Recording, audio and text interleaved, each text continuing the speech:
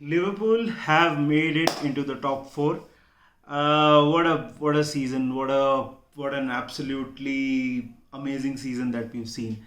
We're going to do a season review as well, but this video is only about the game against Crystal Palace. Welcome to Menace and the Monk. I am, of course, the Monk, as you guys know, and we are going to review the Liverpool versus Crystal Palace game. Let's start with the lineup. Well, no surprises there. I mean, we knew that Fabinho, Thiago, and Wijnaldum midfield will be there. And the defense as well.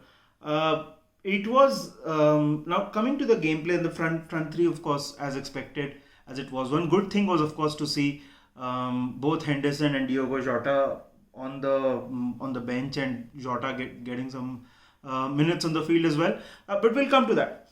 Now, talking about the start of the game was definitely a bit nervy. There was one chance where Trent Alexander-Arnold lost the ball and Townsend ran through. Fortunately, he did not score. Because if he had scored, the mental makeup of these games change. And, we've had our share of, thrill over the past few weeks. We've definitely had our thrill of share over the past few weeks. So we didn't want any more of that. But after that, once we start sort of settled into the game, we started making a lot more chances. Thiago again, he was again dictating play, and just goes on to show what Thiago can do in the midfield once Fabinho is there to clean up or be the shield in front of the defense. So Thiago absolutely imperious. Gini Wijnaldum again, what do we say about Gini Wijnaldum? By the way, if you want to see a video about Gini Wijnaldum in detail, here's the link. We have done, a very nice video. At least we think of it as a nice video about Gini with our good friend Monica. So please have a look. But coming back to the game, well, it was something. Gini did what Gini does. He was excellent at recycling the ball.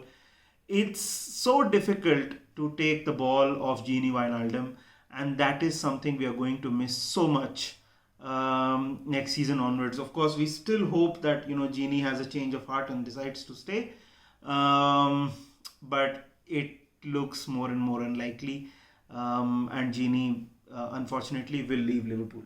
Now, Fabinho again imperious. I think once we settled into the game, we did not allow Crystal Palace to come into the game at all. Like initially they did have at some point in game we both had 4 shots and we had 0 on target while they had 3.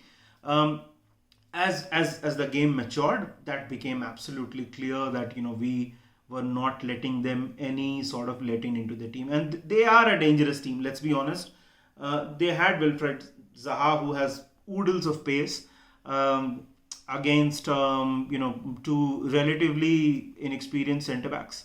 But talking of centre backs, Nat Phillips. I mean, come on, that guy deserves a contract. If Nat Phillips, after getting the contract, he says that okay, you know what, I want to move on because I want to play regular football. That's a wish we've got to respect. But he has been absolutely brilliant. I would actually go on and call him the architect of our revival.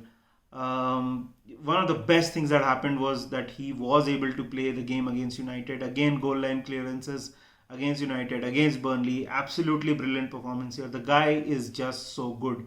Reece Williams, of course, 18-year-old kid. There are changes to his game that should be there. There are improvements, and that's expected. Having said so, he along with Nat Phillips made sure that we did not concede to Burnley, we did not concede to Crystal Palace.